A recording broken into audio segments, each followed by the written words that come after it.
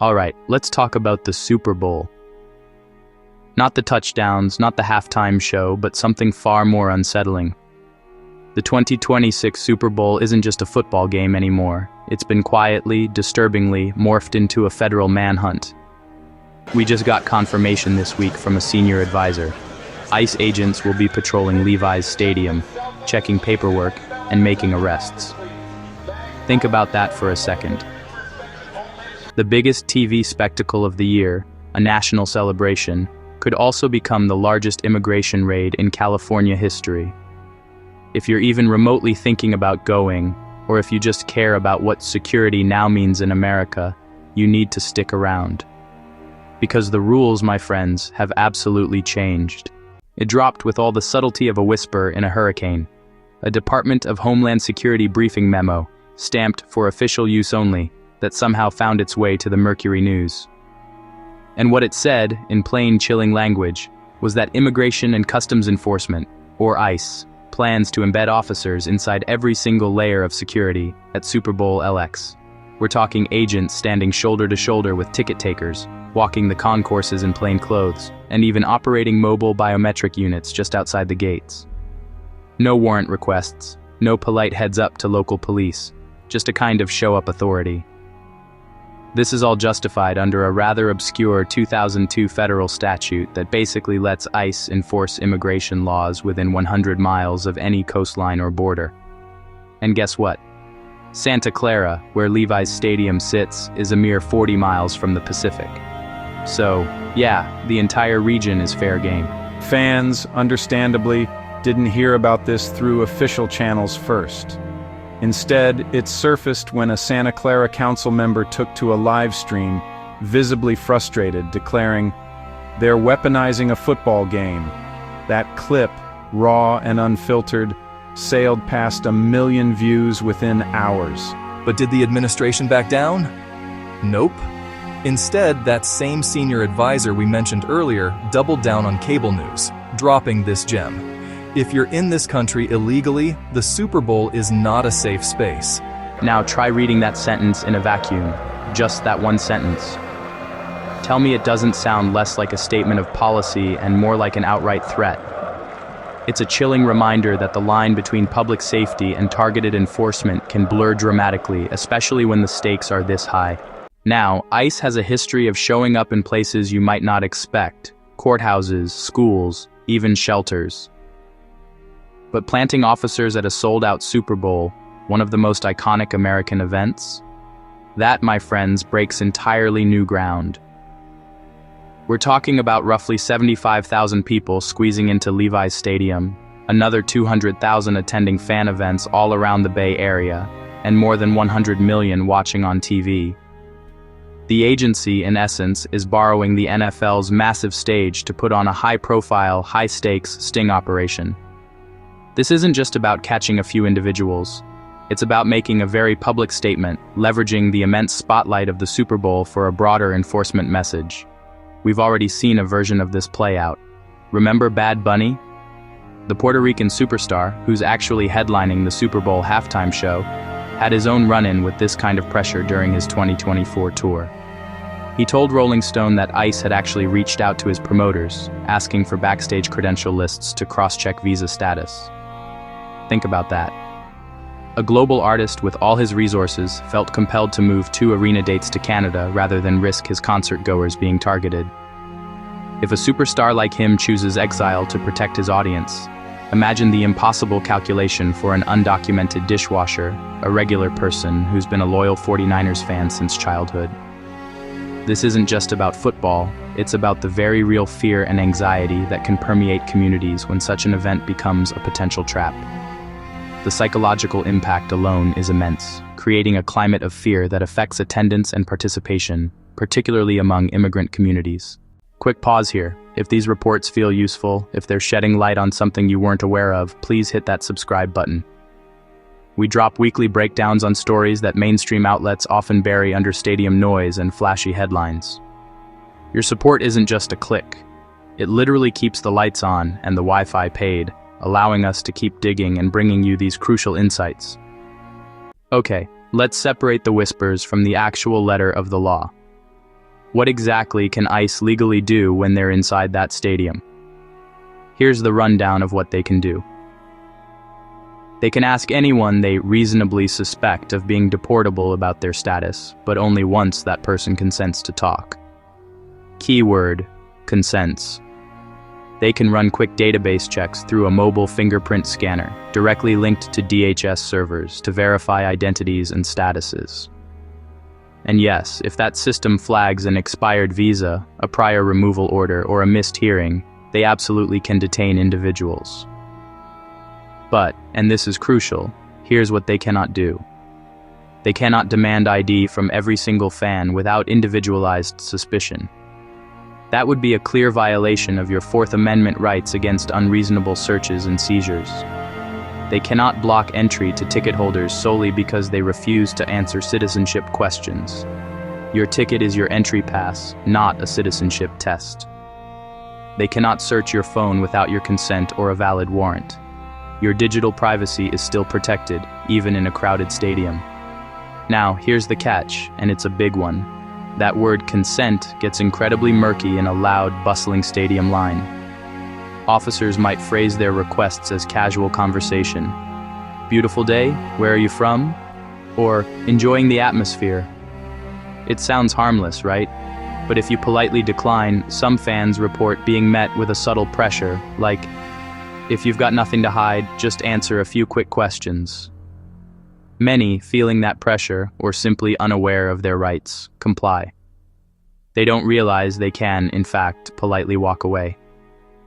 This ambiguity around consent is a powerful tool, often used to bypass constitutional protections in high-pressure environments. It's not just undocumented individuals who need to worry. Even green card holders and US-born citizens can get snagged in this dragnet. Consider this sobering statistic. In 2019, ICE agents performed 2,580 collateral arrests nationwide. These are people who weren't the primary target but were encountered during a stop and ended up detained themselves. Think about that. You're just in the wrong place at the wrong time, or with the wrong person. And databases, believe it or not, misflag citizens surprisingly often. A 2022 UC Berkeley study found that a staggering 1 in 12 automated citizenship checks returned false negatives. That means 1 in 12 actual citizens were incorrectly flagged as non-citizens. Now, add the chaos of game day, the beer, the adrenaline, the countdown to kickoff, the sheer volume of people, and you've got incredibly fertile ground for mistakes, miscommunications, and wrongful detentions. Imagine this scenario. Your buddy steps away to grab nachos, phone dead, while agents start questioning your group. If he left his wallet at the seat, he has no immediate proof of citizenship. Officers can then escort him to a secondary trailer for further processing. This isn't a quick chat. Agency data indicates this process averages 42 minutes. Kickoff, as we all know, waits for no one. You could miss a quarter, a half, or even the whole game, all while trying to clear up a bureaucratic error. The ripple effect of such encounters can be profound, not just for the individuals directly involved, but for their families and communities, eroding trust and fostering a pervasive sense of unease. The local community, particularly in the South Bay, didn't sit idly by. Within 24 hours of that initial leak, nonprofits had already formed a rapid response phone tree, a network ready to activate at a moment's notice. Volunteers are planning to station Know Your Rights booths and hand out vital information cards at every VTA light rail platform feeding the stadium. These cards will contain hotline numbers and crucial advice, translated into Spanish, Tagalog, Hindi, and Mixtec, reflecting the diverse fabric of the community. Churches, too, are stepping up, discussing private watch parties where their undocumented congregants can cheer on their favorite teams without the constant fear of surveillance or detention. Even some season ticket holders, people with perfectly legal status, are talking about boycotting. One software engineer posting on Reddit summed up the sentiment perfectly. "I won't spend thousands to fund my neighbor's terror."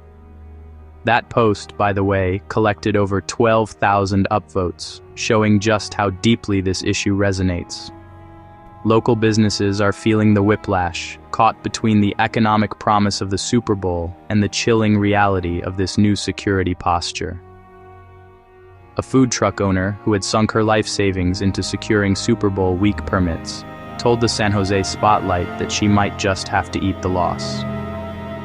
"If half my clientele stays home," she lamented, "I'm done." Santa Clara's Visitor Bureau has already trimmed its revenue projections by a significant 18%. The economic impact of fear, it seems, is very real and very immediate. Let's be clear, the NFL didn't explicitly ask for immigration enforcement. What they did ask for, after the terrifying Bourbon Street attack last January, was all available federal assets to ensure maximum security. And Washington, ever so obligingly, bundled ICE right alongside the FBI, the ATF, and Air Force anti-drone units into one shiny, comprehensive security package. Once the league accepted that bundle, extraction became virtually impossible. Decline the ICE presence, and you risk losing the helicopters, the explosive-sniffing dogs, and all those other layers of protection they felt they needed.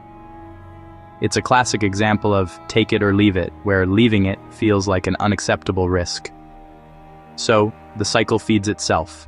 A headline threat emerges, a demand for maximum force is made, a blanket federal offer is accepted, and then presto, next year's expanded budget is justified. It's a self-perpetuating spiral of security theater. And where does it end? Hyperbole, you say? Well, consider that the same playbook already marched TSA agents into subway systems and national parks, places where they were once entirely absent. Pretty soon, every county fair, every major music festival, every Taylor Swift concert could feature agents checking papers between the funnel cake stalls.